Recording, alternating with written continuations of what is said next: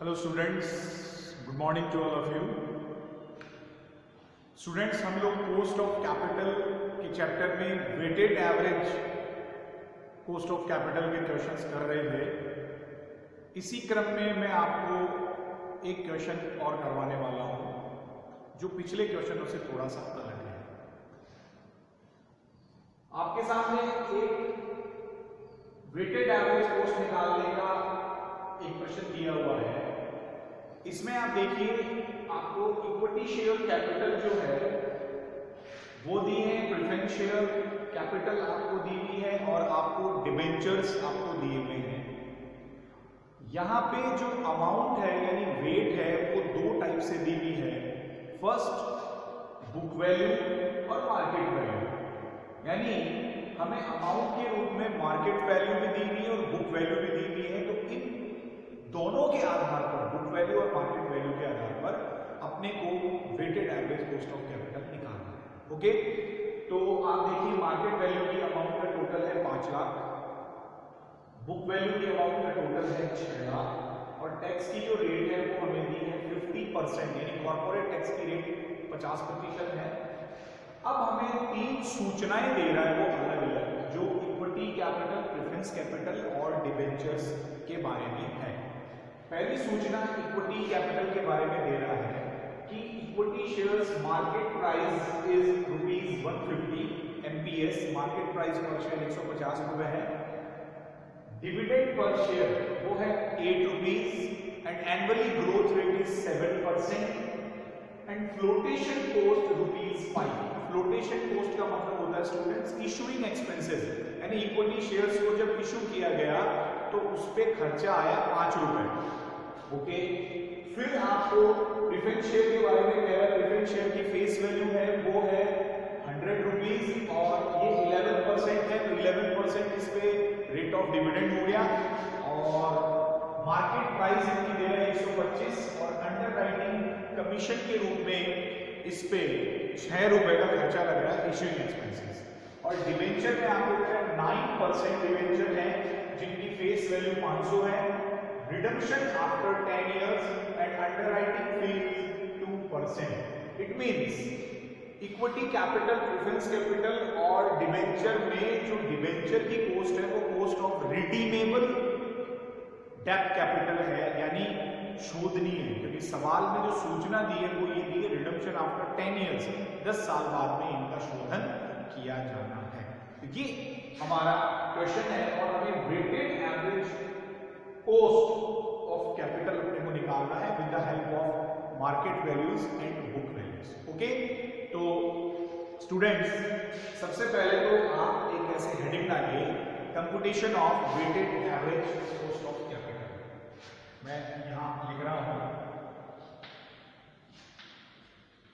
Computation of weighted average cost of capital. Okay, अब ये अपन ने हेडिंग डाल दिया है, यहाँ पे अपने को weighted average cost of capital निकालनी है और हमें कॉलम कितने बनाने हैं? हमें कॉलम बनाने हैं 4। पहले 2 कॉलम में तो सबसे पहले मैं यहाँ पे लिख रहा हूँ सोर्सेस और अगला कॉलम जो हो गया उसको मैं लिख रहा हूँ वेट और ब्रैकेट में लिख देता हूँ। ओके, थर्ड कॉलम आपका हो गया आफ्टर टैक्स कॉस्ट और अगला कॉलम आपका हो गया वेटेड कॉस्ट। ओके, अब जो पहले 2 कॉलम है उनमें जो चीज लिखनी है वो मैं सवाल में दी हुई। देखिए, सोर्सेज में हमें 3 टाइप की सोर्सेज यहाँ पे दी हुई है वो लिखनी है। पहली है आपकी इक्विटी कैपिटल, दूसरी है प्रेफरेंस शेयर कैपिटल और तीसरी है डिबेंचर्स। पहले हम निकाल रहे हैं इसको मार्केट वैल्यू पे। मार्केट वैल्यू पे आपको जो वेट दिया है यानी अमाउंट दिया है वो इक्विटी कैपिटल आपको दे रहा है 2 लाख, प्रेफरेंस शेयर कैपिटल आपको दे रहा है 1 लाख और डिबेंचर आपको दे रहा है 2 लाख। तो 2 और 4 और 1 5 लाख आपका आ गया सिग्मा डब्ल्यू, यानी सिग्मा का मतलब यहाँ पे टोटल से है, आप लोग सब जानते हैं। सिग्मा डब्ल्यू यानी वेट का जो टोटल है अमाउंट का 5 लाख आ गया। ओके, अब हमारे को दो कॉलम है, एक है आफ्टर टैक्स कॉस्ट और फिर है वेटेड कॉस्ट। इन दोनों कॉलम्स में हम क्या लिखेंगे, हमें वर्किंग नोट में ये तीनों कैपिटल की जो कॉस्ट है वो अलग अलग निकालनी पड़ेगी। ठीक है, तो आप वर्किंग नोट में सबसे पहले हमें निकालना है इक्विटी कैपिटल। ठीक है, तो नीचे आप वर्किंग नोट अपनी कॉपी में लिख लें और मैं इसको यहां पे निकाल देता हूं आगे। सीई, देखिए कॉस्ट ऑफ इक्विटी कैपिटल मैंने आपको बताया था कि इसमें कोई बिफोर टैक्स या आफ्टर टैक्स का कोई लफड़ा है नहीं, इसमें हमेशा ही आफ्टर टैक्स निकलता है और आफ्टर टैक्स हम लोग लिखते नहीं है। ओके, यहाँ पे आपको ग्रोथ रेट दी हुई है। अब देखिए यदि कोई नए शेयर इशू करता है तो वहां पे एमपी की जगह, मार्केट प्राइस पर शेयर की जगह एनपी आता है, नेट प्रोसीड आता है। पर इस सवाल में क्या है, हमें ये कह रहा है कि इक्विटी शेयर जो है वो मार्केट में बिक रहा है 150 रुपए में, 150 में, और उस पर फ्लोटेशन कॉस्ट कितनी लगी हुई है, फ्लोटेशन कॉस्ट उस पर लगी हुई है 5 रुपए।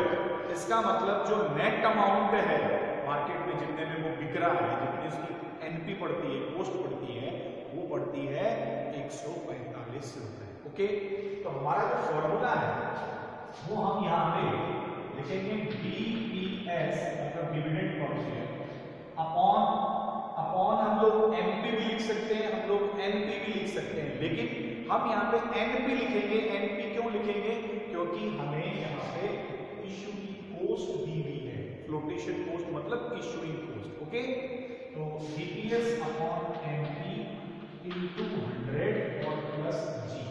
जी का मतलब क्या है, ग्रोथ रेट। डीपीएस यानी dividend per share, dividend per share आपको कितना दिया है 8 रुपीस, आपने लिखा अपॉन एनपी। आप देखिए 150 रुपए में बिक रहा है और फ्लोटेशन कॉस्ट दे रहा है 5 रुपए, तो 150 में से आपको 5 रुपए माइनस करने पड़ेंगे 145, तो 8/145 गुणा 100 प्लस जी। जी का मतलब यहाँ पे क्या है, ग्रोथ रेट।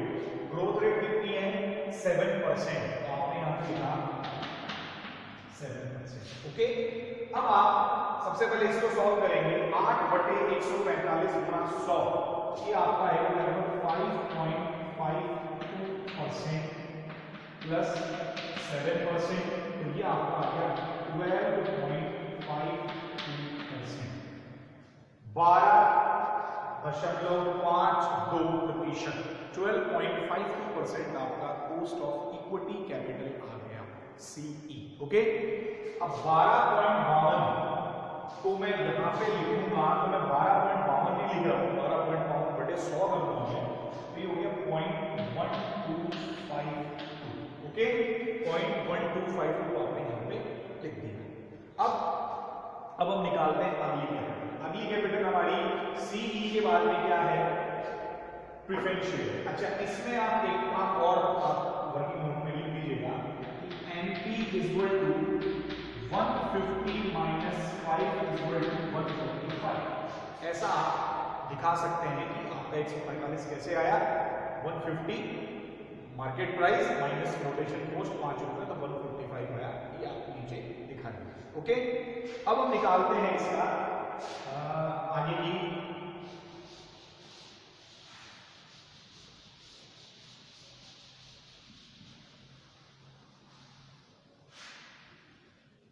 अब देखिए हम लोग निकालते हैं सीपी।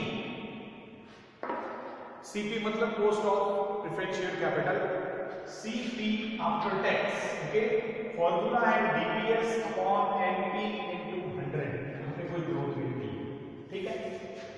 यहां पे आपको प्रेफरेंस शेयर की फेस वैल्यू दे रहा है 100 रुपए और आगे दे रहा है 11%, तो ये 11% क्या है, ये लाभांश की दर है, it is dividend rate. Okay, तो 100 का 11% हो गया 11 बटा।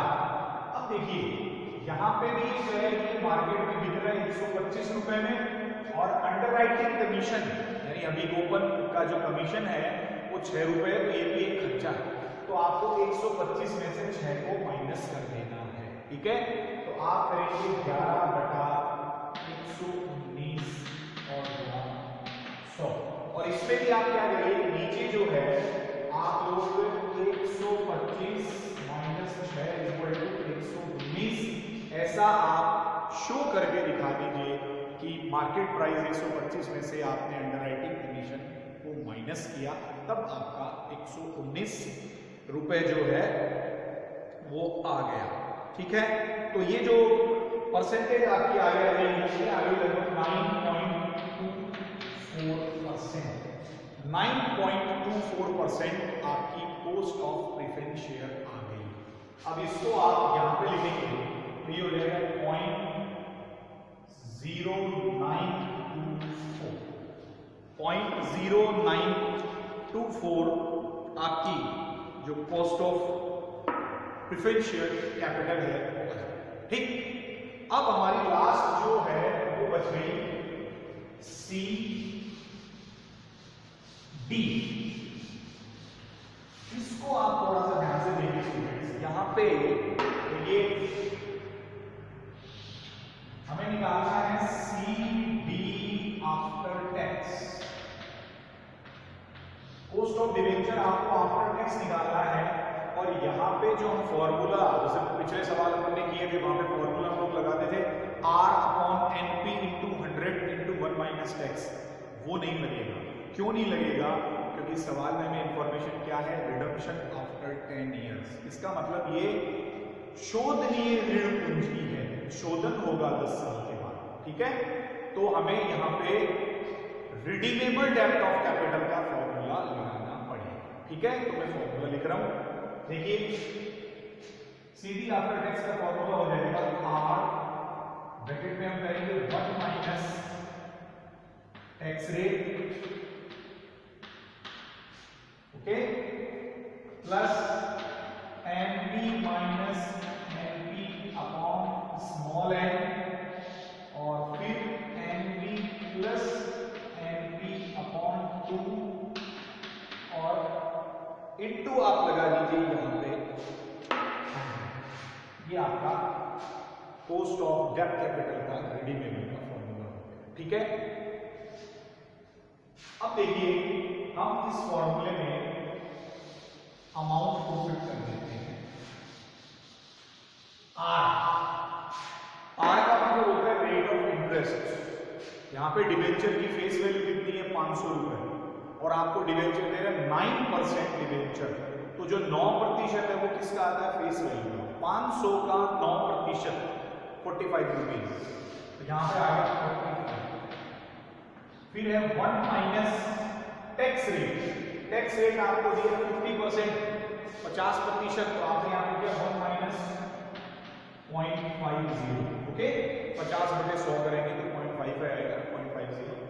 अच्छा, आगे हम करते हैं NP यानी मैच्योरिटी वैल्यू, वो है 500 माइनस, अब हमें चाहिए NP। देखिए इक्विटी कैपिटल में भी हमें इशूइंग एक्सपेंसेस दी गई थी, प्रेफरेंस शेयर में भी हमें इशूइंग एक्सपेंसेस दी गई थी, और यहाँ पे भी हमें दी गई, पर यहाँ पे हमें जो अंडरराइटिंग फीस दी है वो परसेंटेज में दी है। परसेंटेज आपको कह रहा है कि अंडरराइटिंग फीस जो है वो 2% है, तो 2% किसका होगा, फेस वैल्यू का होगा। फेस वैल्यू कितनी है, 500 रुपए। 500 रुपए का 2% कितना हुआ, 10 रुपए। ठीक है, तो नेट प्रॉफिट कितना होगा, 500 रुपए में से आप 10 रुपए को माइनस कर दीजिए, 490, 490, ओके, तो 500 माइनस 490 अपॉन, अभी आपने क्या लिखा, स्मॉल n। स्मॉल n का मतलब होता है नंबर ऑफ इयर्स। यहाँ पे नंबर ऑफ इयर्स कितना है, कितने साल बाद में शोधन हो रहा है, 10 साल बाद, तो आप लिखेंगे 10। उसके बाद फिर 500 प्लस 490 और बटा 2, और इधर आइए। अब आप इसको सॉल्व करेंगे, तो देखिए सबसे पहले जब हम इसको सॉल्व करेंगे तो एक काम करना है आपको, 1 में से 0.5 को आपने माइनस किया तो 0.5 बच गए, और 45 को आपने 0.5 से मल्टीप्लाई किया तो 45 का आधा कर दीजिए, 22.5 आ गया। ओके, इधर 500 में से 490 गए तो 10 बचे, 10 बटा 10 तो 1 आ गया, ठीक है। और इधर 500 प्लस 490 तो ये 990 हो गए, 990 बटा 2 यानी 990 का आधा करेंगे तो 495 आ गया, 495। ओके, अब देखिए तो यहां पे मैं कहूं तो ये हुआ 22.5 प्लस के बटे 495 और मल्टीप्लाई हो गया जी 100। तो इसको सॉल्व जब आप करेंगे तो ये आएगा लगभग 4.75%, ठीक है। 4.75% में यहाँ पे लिखूंगा 0.0475, ठीक। अब इसकी हमें कोई जरूरत नहीं है। अब हमें क्या करना है, अब हमें इनको आपस में माइनस करना है। किसको? इनको, column number 2 and column number 3 इनको आपस में माइनस करना है। तो ये वेटेड, इसको हम x कहते हैं, ये कॉलम आपका बन जाएगा x। ओके, अब 2 लाख तो आपने यहाँ पे 2,12,52 या 0.1252 से जब आप लोग मल्टीप्लाई इसको करेंगे तो ये इसके हिसाब से ये आ जाएगा 25,040, 25,040। फिर ये 9,240 आ जाएगा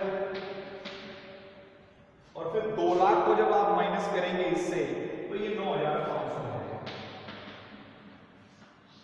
और अब हम इसका टोटल करते हैं तो ये टोटल आ गया इसका 43,780 और ये क्या आया,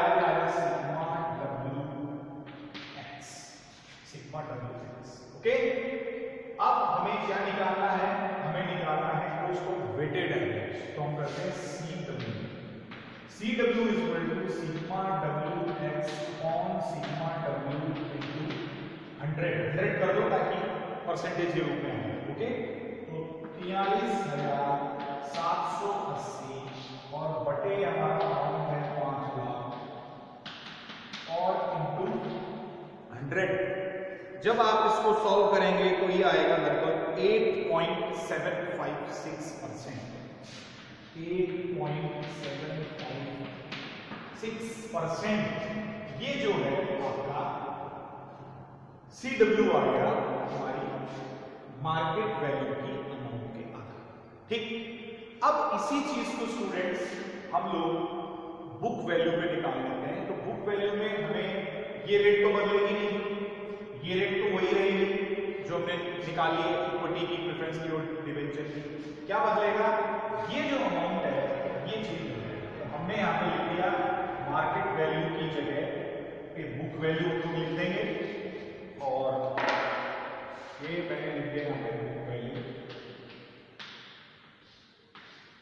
और ये आपको दिया है 3 लाख, ये दिया है 1,20,000 और ये आपको दिया है 1,80,000 और टोटल स्टूडेंट इसका आ गया 6 लाख।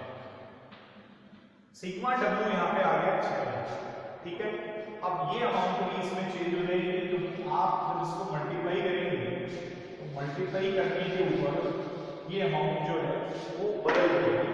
ठीक है, अब यहाँ पे आपको 3 लाख को मल्टीप्लाई करना है इससे, तो ये अमाउंट आएगी 37,560।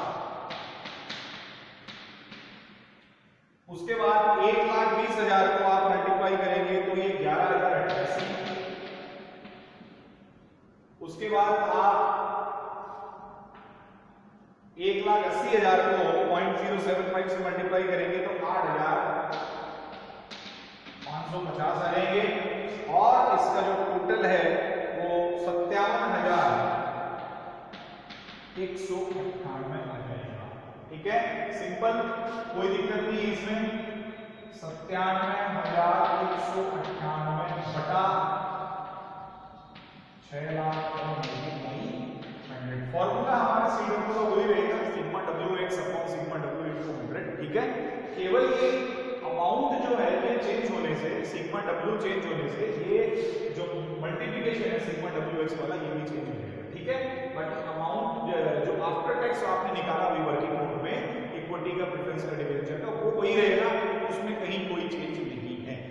ओके, तो जब आप इसको सॉल्व करेंगे तो ये 9.533% आपका वेटेड एवरेज का आ जाएगा। ओके स्टूडेंट्स, तो ये हमारा वेटेड एवरेज का बुक वैल्यू और मार्केट वैल्यू दोनों पे हम लोगों ने क्वेश्चन कर लिया।